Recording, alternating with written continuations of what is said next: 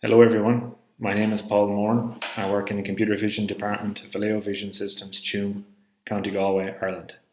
Vallejo is a world leader in the advanced driver assistance systems and autonomous driving. It supports functions such as HMIs, autonomous parking, and emergency braking. The work presented in this paper is a collaboration with my colleagues in Vallejo. Our paper is entitled A 2.5D Vehicle Odometry Estimation for Vision Applications.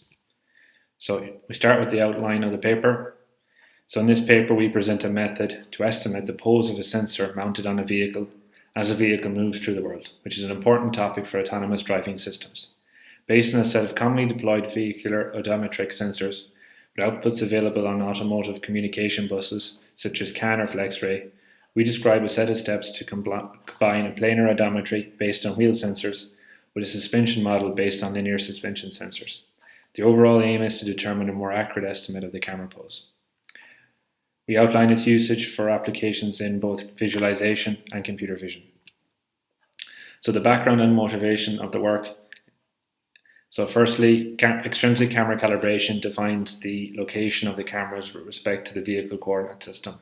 It consists of camera positions in X, Y, Z, measured in millimeters, and camera rotations measured in degrees corresponding to three axes, tilt, yaw, and roll. Camera calibration gives the extrinsics against an external reference, such as the local road plane. It leads to a definition of the sensor calibration against the road plane rather than against the vehicle body. This leads to a problem. For instance, if the camera calibration runs when the vehicle is heavily loaded, thereby causing a suspension change, then our system will not calibrate for the true extrinsic position. To get the true extrinsic calibration, one must account for suspension during the calibration procedure. We therefore propose to augment planar 2D wheel odometry by incorporating sensors that measure the current level of the vehicle suspension. Now for the proposed method. Our model can be broken down into the following three subtopics. The first is planar displacement, which refers to the speed and heading or turning of the ego vehicle, and those two combined give you the overall vehicle trajectory. The second is the suspension model, how to interpret the sensor information from the suspension sensors and how it adjusts the camera position. The third is the sensor calibration, referring to the position and orientation of the cameras fitted on the ego vehicle. So now for planar displacement. It assumes an instantaneous center of rotation. That is, the vehicle in a 2D plane is considered to be rigidly moving. The relative positions of the points of contact of the tires with the surface of the road remain constant. It consists of speed, measured in meters per second or kilometers per hour, determined via four-wheel speed sensors. Example of such sensors are Hall effect sensors. Secondly, it consists of the yaw rate or heading measurement, measured in degrees per second or radians per second, determined via steering angle sensors such as rotary potentiometers or yaw rate sensors such as gyroscopes, and these two combined give you your vehicle trajectory through the world. Now for the suspension model. Camera calibration is done against a rigid coordinate system of the vehicle body. Therefore, it does not take into account suspension, though during the live operation of the vehicle the suspension will change. To illustrate this point, look at figures A and B. Figure A shows a vehicle in a settled state where there is no loading of the vehicle. Figure B, there is loading of the vehicle and it tilts to one side. The suspension is acting. To overcome this, our model must combine suspension changes with the odometry, and this is done by means of a rotation matrix or a translation vector T as shown in the formulas. Finally, some assumptions of our model. Firstly, points on the vehicle body that are planar will remain planar under different suspension configurations. While there can be some flex in the vehicle body, for the most part it can be considered rigid, and thus our assumption is valid. Secondly, the different suspension configurations cause our reference points to move vertically. Actually, this is not the case, as a changing suspension will cause a rotation of the vehicle body. However, vertical motion will dominate over lateral motion, and thus we can ignore the lateral motion of the reference points. Lastly, suspension will cause rotation only in roll and pitch, and the yaw rotation is negligible, i.e. there is no twist of the ego vehicle. Now for the sensor calibration. Sensors on the vehicle have an extrinsic calibration represented as a rotation matrix R and a position vector C in vehicle coordinates. These are extracted against an external reference, the road plane. It's defined approximately by the points of contact of the four wheels with the ground or ground markings, taking into account only nominal reference suspension. It leads to a definition of the sensor calibration against a road plane rather than against a vehicle body. As stated previously, if the camera calibration runs when the vehicle is loaded, thus causing a suspension change from the nominal, our system will not calibrate for the true extrinsic position. To solve this, we must take into account the suspension during the calibration procedure, and this gives us extrinsic camera parameters considering the nominal or reference suspension. The rotations of the camera is therefore given by the formula below, which is a composition of the suspension model and the calibration rotations. So looking at some experiments we conducted, since ground truth is not available for 2.5D odometry or for suspension in general, as differential GPS is the only ground truth sensor information available in our system, we therefore present our analysis as 4 individual experiments. The first 2 can be considered as a means of looking at the accuracy of our inputs. We compared the planar 2D odometry to the ground truth differential GPS, and we reviewed the stability and accuracy of the suspension sensor signal measurements. The last 2 experiments could be considered a means of examining the use of the model for applications. The first of these is 2.5D odometry for visualization, such as top view, and examining the performance of 2.5D odometry for computer vision, such as motion segmentation. So the results for planar odometry are presented here.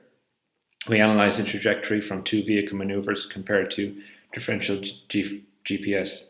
As you can see from the 2 graphs, the error for the simpler manoeuvre at the end of the trajectory is 0.46 meters, as in figure A, whereas that of the more complex manoeuvre has only an error of 0.82 meters, as per figure B. Hence, this shows that planar 2D odometry is a sufficiently accurate input to our model. Now for the suspension signal analysis. Here our aim is to assess the accuracy and stability of the input suspension signals. We recorded data from a test vehicle. The data was recorded from the CAN bus of the vehicle, namely the suspension sensors. These sensors are mounted at the arches of the 4 wheels, front left, front right, rear left and rear right.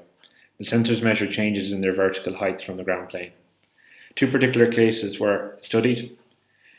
First was slaloms, or driving in a zigzag or arc motion, and the second was accelerating and decelerating, or starting and stopping of the vehicle. Lastly, the heights, in millimeters, of each wheel arch sensor were plotted as a function of time. So now for the results for the signal analysis for the Slalom use case. Looking at the plots, we can see that the behaviour aligns with the physics, namely the peaks and troughs of the plots of the left and right wheel pairs are out of phase. It agrees with the weight shifting from one side of the vehicle to the other, from the left to the right, and this is described by centripetal force. Now for the analysis of the accelerating and decelerating use case. Again, the results align with the physics, namely the peaks and troughs of the plots of the front and rear wheel pairs are out of phase. It agrees with the load shifting from the front of the vehicle toward the rear and vice versa. Visualization. We generated a top view of the vehicle surrounding using the 4 camera input, front, rear and 2 wing mirrors. We then analysed the visual impact of utilising suspension corrected extrinsics, B, compared to the nominal extrinsics, A. Notice the areas highlighted by the red rectangles in figure A, which uses the nominal extrinsics.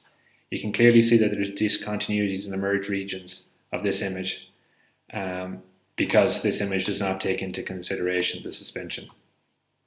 You can notice that the disabled parking symbol on the left and the painted line marking right do not line up, whereas in figure B, which uses the suspension as part of the estimation, is a much smoother image and the merged regions are much better.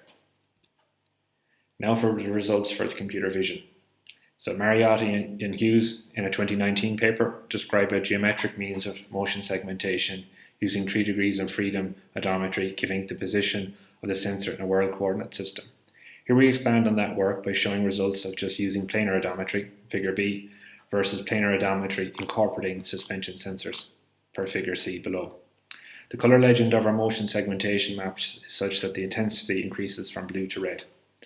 Row 1, the top, the vehicle is turning with rolling of the vehicle on the suspension. In row 2, at the bottom, the vehicle is accelerating heavily, showing significant pitching. And then for reference, we show figure A, which shows the original frame. Again, B shows motion segmentation for planar odometry alone, and figure C shows it for planar odometry incorporating suspension sensors. As you can see, the errors in the motion segmentation maps is significantly lower when suspension is taken into account, as per figure C. There's a significant reduction in false positives. So to wrap up with some conclusions, we have presented an odometry estimation algorithm that uses suspension sensors commonly available on some modern commercially available vehicles. It is computationally inexpensive, the amount of processing is minimal, but it provides a significant improvement compared to planar odometry alone. It could be considered a 2.5D odometry, as it doesn't give the full 3D odometry, as would visual odometry say, but it offers more than planar 2D odometry would alone. For visualization applications, such as top view, using the suspension sensor data helps reduce artifacts in the merged regions of the images. For computer vision, it suppresses false positives when the computer vision function itself requires an odometry input. Future work will involve more rigorous experiments to determine the accuracy of the algorithm, and we aim to test its use as an input to other computer vision applications, such as Visual Slalom. Thank you for your time.